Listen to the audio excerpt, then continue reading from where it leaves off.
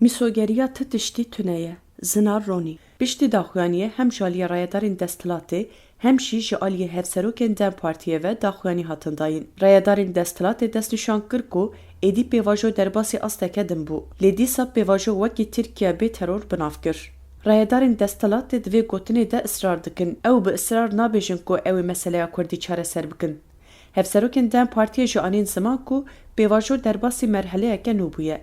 Merheleya nû jî wekî merheleya duyemîn binav kir. Hevserokê Dem Partiyê Tuncer Bakirhan di civîna xwe ya li Qersê de wiha got. Di vê qonaxê de qonaxa yekemîn a pêvajoyê bi dawî bû. Piştî biryarên Kongreyê çewtandina çekan û temamkirina vekişînê rûpeleke nû vebû. Niha dem hatiye ku em li benda çareseriyê nemînin. Em çîroka xwe bixwe binivîsin. Dem hatiye ku em derbasî qonaxa duyemîn a hîn krîtiktir û girîngtir bibin. û bi gavên qanûnî û siyasî aştiya civakî bi dest bixin. Di van hevokan de basa qodên merheleya duyem jî tê kirin.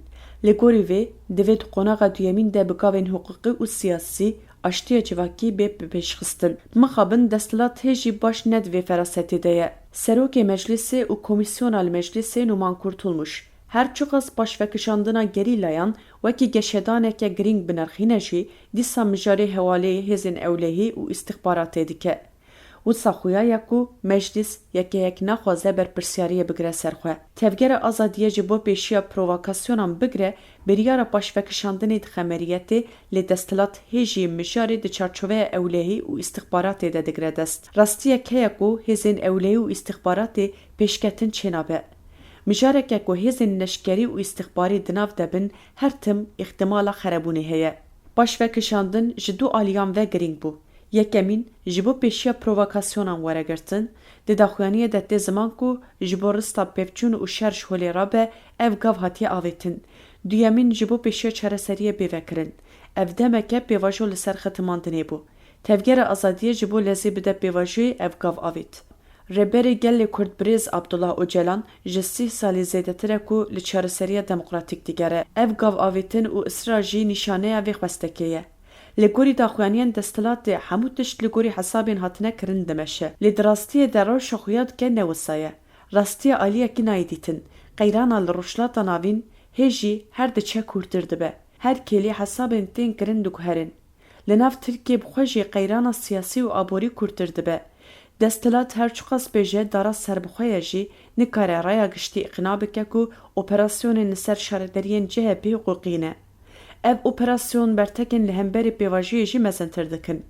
Laliyetên jî lêgerînên Tirkiyeyê yên standa çek, cebilxane û balaferên şer baweriya bi pêvajiyê kêm dikin.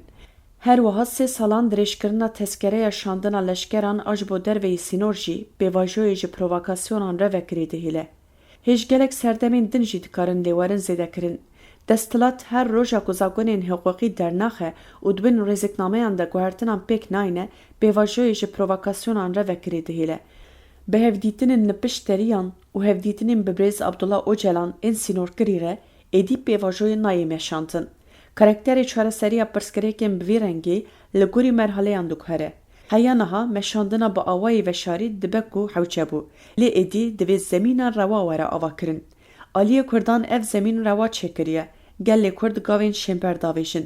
Lê desthilat hê jî pêşiya rewebûna pêvajoyê bi tevahiyê venekiriye. Dixwaze demê dirêj bike. Ev jî pêvajoyê dixe xetereyê.